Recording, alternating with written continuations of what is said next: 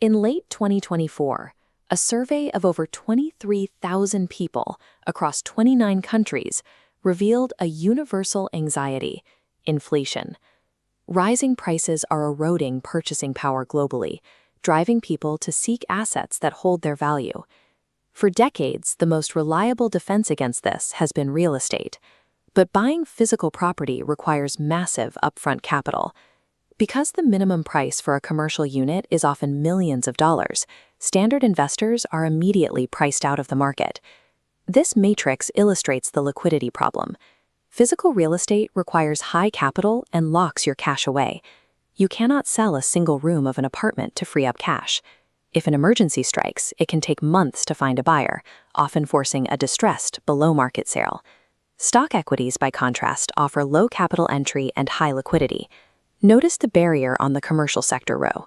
Because of these strict capital limits, average investors are isolated from diversifying into high-yield assets like office buildings or shopping centers, leaving those profits exclusively to institutional buyers.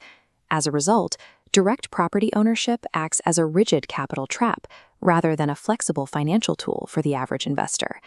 This flow graphic illustrates a specific financial solution: the Real Estate Operating Company, or REOC. A REOC is a publicly traded entity that pools capital from individual shareholders to acquire large-scale commercial assets. As the graphic expands, you can see how the model operates. Professional management teams lease the acquired properties to generate immediate rental yields. The company then uses these stable revenues to either pay dividends to shareholders or reinvest the profits to acquire new assets, driving long-term capital gains. Traditional property developers are highly exposed to the risks of incomplete construction, such as material cost inflation and multi-year delays. REOCs operate strictly on an own-to-rent model, acquiring high-quality spaces that are already built and ready to lease from day one. This structure transforms static physical buildings into liquid financial securities. Investors buy shares, gaining instant fractional ownership of a diversified real estate portfolio, and they can sell those shares at any time on the stock market. By decoupling financial exposure to real estate from the burdens of direct property management and illiquidity, REOCs provide a functional alternative to traditional property investment. The Egyptian Exchange is introducing this model to the regional market through the public offering of Banyan. Banyan is launching an initial public offering, or IPO, which is the process where a private company sells its shares to the general public for the first time. Banyan utilizes an independent management team to target and acquire premium, institutional-grade office and commercial spaces in Cairo. They buy entire ready-to-rent buildings at a discount, securing spaces that meet the demands of major domestic and international corporations.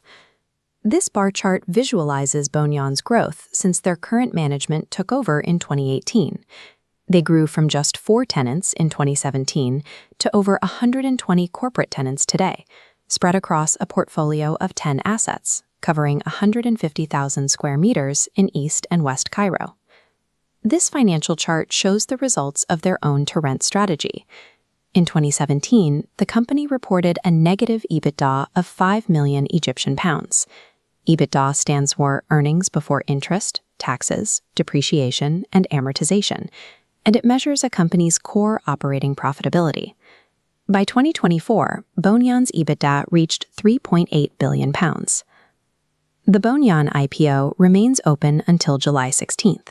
The market's response to this offering will serve as a critical test of whether regional investors are ready to adopt fractional ownership and democratize access to institutional real estate.